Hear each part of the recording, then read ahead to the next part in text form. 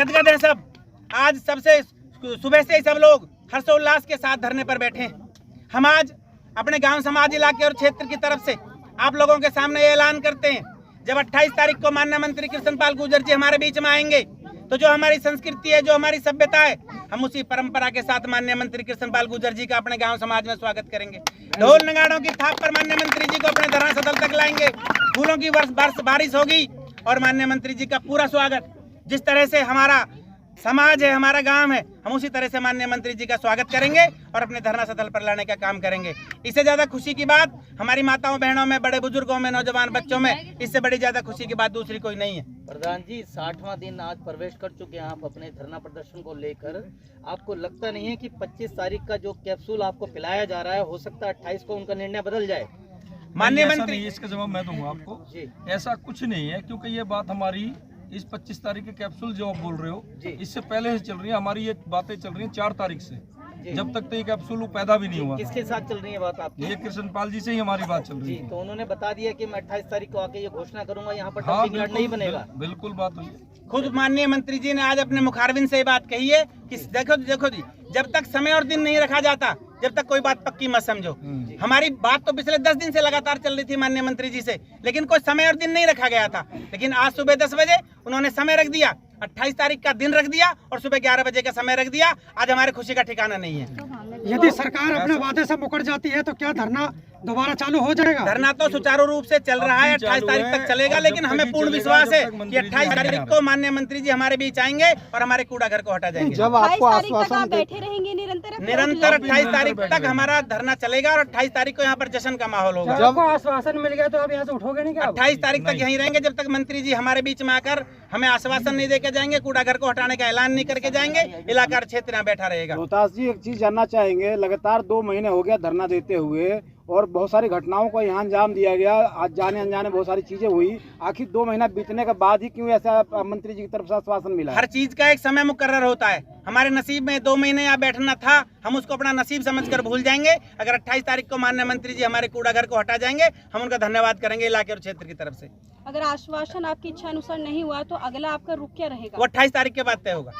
आप ऐसा सोचो मत, पॉजिटिव सोचो।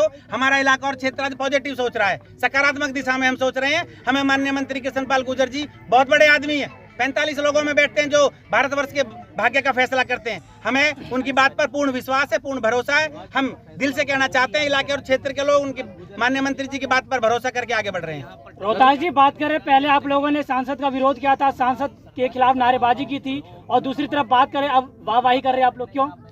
इतना बड़ा एहसान आज मंत्री जी हमारे ऊपर करने जा रहे हैं, हम ही नहीं हमारे आने वाली पीढ़ियां उनका धन्यवाद करेंगे। जब आप लोग पहले दिन से धरना पे बैठे थे तो दूसरे दिन पे मंत्री जी ने ऐलान क्यों नहीं किया कि अब कर रहे वो? कहीं लोकसभा चुनाव का तो डर नहीं है उन्हें? ये सवाल मेरे आधिकारिक क्षेत्र से बाहर का है। ये इसका जवाब मंत्री जी ने साफ शब्दों में कहा था 16 नहीं 116 गाँव लग जाए, लेकिन डंपी वार्ड वही बने। इस सवाल का जवाब माननीय मंत्री जी देंगे। इस सवाल का जवाब माननीय मंत्री देंगे। रिवाजपुर संघर्ष समिति जब शुरू हुई और धरना शुरू हुआ, तब कुछ लोग थे जो लोग अभी तक दिखाई नहीं दे रहे हैं, तो क्या ये माना जाए कि संघर्ष समिति में कहीं आपसी मतभेद हुआ है? सब लोग अपने अपने तरीके से रिवाजपुर धरना संघर्ष समिति की मदद कर रहे हैं, धरने की मदद कर रहे हैं। सब लोग अपने अपने तरीके से काम कर रहे हैं। एक माला के मोती बनकर 16 गाँवों के लोग इस धरना सदन। अभी 2 दिन पहले से फरीदाबाद ने एक प्रेस कॉन्फ्रेंस करके ये कहा कि 25 तारीख को हम इसका विरोध करेंगे, उनकी रैली का, और वो यहाँ है भी नहीं, और विरोध का क्या होगा? हम कोई विरोध नहीं करेंगे किसी तरह का। माननीय मंत्री जी की रैली का हम कोई विरोध नहीं करेंगे। रैली होगी सुचारू रूप से, जिस तरह से होगी। हम अपने धरना स्थल पर बैठे। इसका मतलब माना जाए कि से फरीदाबाद ने जो वहाँ प्रेस कॉन्फ्रेंस की थी, वो आप लोगों से बात करके नहीं करी थी, या आपने निर्णय बदल लिया है? हमारा धरना सुचारू रूप से चलेगा 28 तारीख तक। 28 तारीख को माननीय मंत्री जी आएंगे और कूड़ा घर को हटाकर जो प्रेस कॉन्फ्रेंस हुई थी, वो जो निर्णय लिया गया था, वो आपने बदल लिया या आप उसमें शामिल नहीं थे? समय समय पर स्थितियां बदलती रहती हैं और 28 तारीख का इंतजार रहेगा इलाके और क्षेत्र के लोगों को। उसके बारे में हमें अगर घोषणा हो चुकी है और आपको भरोसा हो गया है कि अब धरना हटना निश्चित है, 28 तारीख को घोषणा निश्चित है, तो फिर 5 दिन तक धूप में तपने का औचित्य क्या है? नहीं, जब तक माननीय मंत्री जी खुद हमारे बीच में आकर एक घोषणा नहीं करेंगे, जब तक ये कूड़ा घर को हटाने का ऐलान नहीं करेंगे, तब तक धरना सुचारू रूप से चलता रहेगा। क्या कहेंगे, अभी अविश्वास की अभी गुंजाइश? नहीं, कोई अविश्वास नहीं है, पूरा पूर्ण विश्वास है। पूर्ण विश्वास में फिर धरना 7 दिन चलाने का औचित्य नहीं बचता ना सर? ये धरना बिल्कुल चलेगा, 28 तारीख तक। हो सकता है सहमति हो हम दोनों की।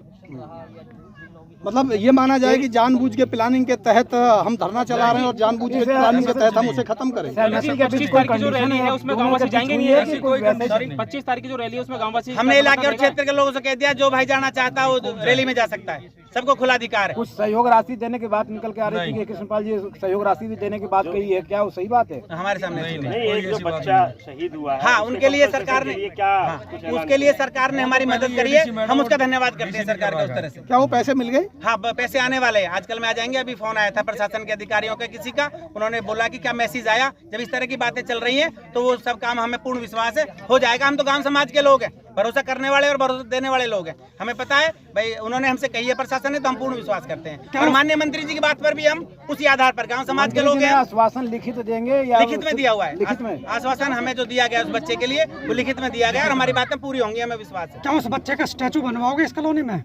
वो आगे आने वाले समय भविष्य के गर्भ में है, अगर समय मिला तो इस बात पर भी विचार किया जाएगा, क्योंकि उसने बहुत बड़ा अच्छा सुझाव है आपका, अच्छा सुझाव है। अब तक हमारे मन में नहीं था, आपने कहा, हम स्वागत करेंगे आपकी बात। इससे पहले बोर्ड की बात थी तो बोर्ड लगवा दिया कॉलोनी के। हाँ बोर्ड हमने लगवा दिया और स्टैचू की तरफ हम बात अच्छी बात की। कुछ सवाल है तो वो करो इस भाई। जगह को बचाने में कहीं अहम योगदान दिया है। सलाह नहीं, सवाल पूछो। संजय सरपंच जी बताएंगे आगे की जानकारी। जी संजय सरपंच जी, अब कैसे मतलब धरना चलाने का उचित समझ में मुझे अभी तक नहीं आया, उसका सही जवाब नहीं मिला। उचित समय ये है कि जी देखो जैसे कि कुछ जो जनता चाहती है, देखो जनता के ऊपर अब तक ये धरना चल रहा था, ठीक है जी।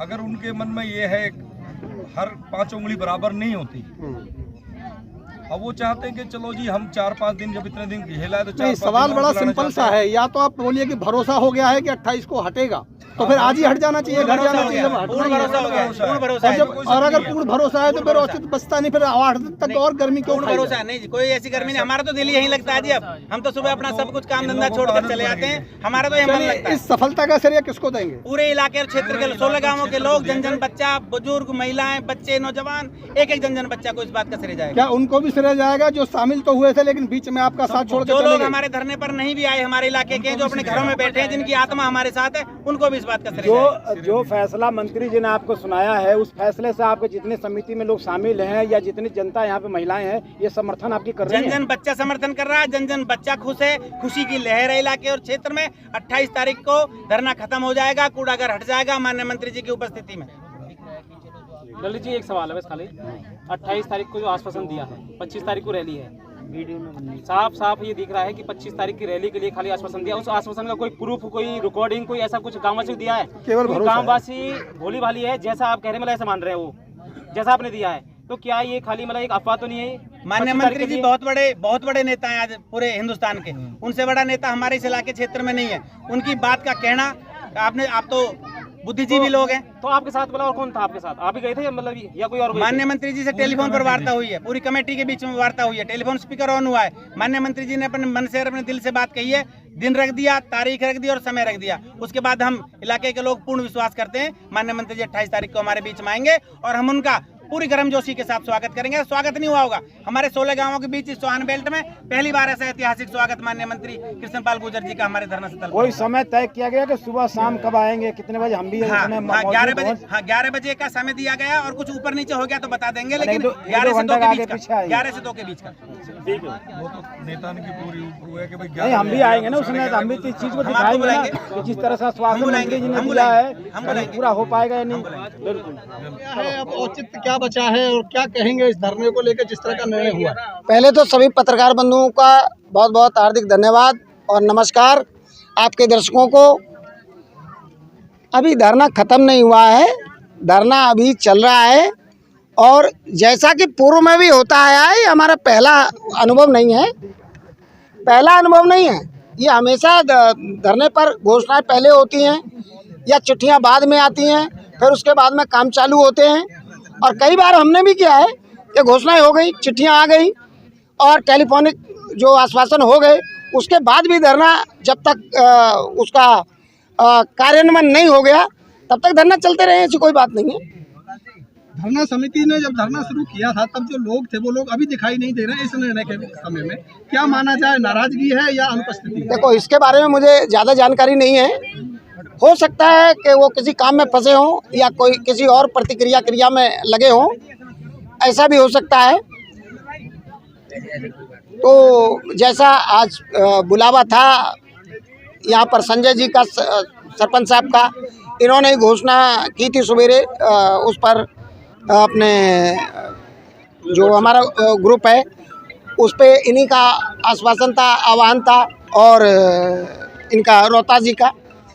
तो और साथ में हमारे ये बैठे हुए हैं विजयपाल जी, इन सब लोगों का आह्वान था कि एक खुशखबरी आने वाली है और उस खुशखबरी के तहत हम सब इकट्ठा होंगे और बात करेंगे। और ठीक वैसा ही हुआ कि हम लोग यहाँ पर आए, पहुँचे। तो ऐसी कोई बात नहीं है कि जो लोग नहीं हैं वो कई बार। एक बड़ा सवाल उठ रहा है सर, सेफ फरीदाबाद 2 दिन पहले प्रेस कॉन्फ्रेंस करती है और ये कहती है कि हम धरना करेंगे, हम घेराव करेंगे रैली का, और वो यहाँ मौजूद भी नहीं है और उसका खंडन भी नहीं आया है। तो ये साफ जाहिर हो रहा है कहीं ना कहीं आपसी मतभेद हुआ है कुछ। नहीं, मतभेद तो नहीं कह सकते, ये कह सकते हैं कि वो कई बार अपनी अपनी डबली अपना अपना राग हो जाता है। तो ऐसा हो सकता है कि उन्होंने प्रेस कॉन्फ्रेंस कर दी हो और इसकी मुझे जानकारी भी नहीं हुई कि प्रेस कॉन्फ्रेंस कब थी कब नहीं थी। लेकिन हाँ, मैंने पोर्टल पे देखा तो सेफ फरीदाबाद के बैनर तले एक कॉन्फ्रेंस हुई थी। चलिए, आपने वैसे बहुत सारे धरने दिए हैं, इस धरने को लेकर के क्या कहेंगे? 60 दिन चला, जिस तरह से लोगों का सहयोग मिला, लोगों के बारे में आप क्या कहेंगे? जी, यहाँ के जो लोग हैं 16 गाँव के, वो बड़े मजबूत और बड़े जुझारू संघर्षशील हैं।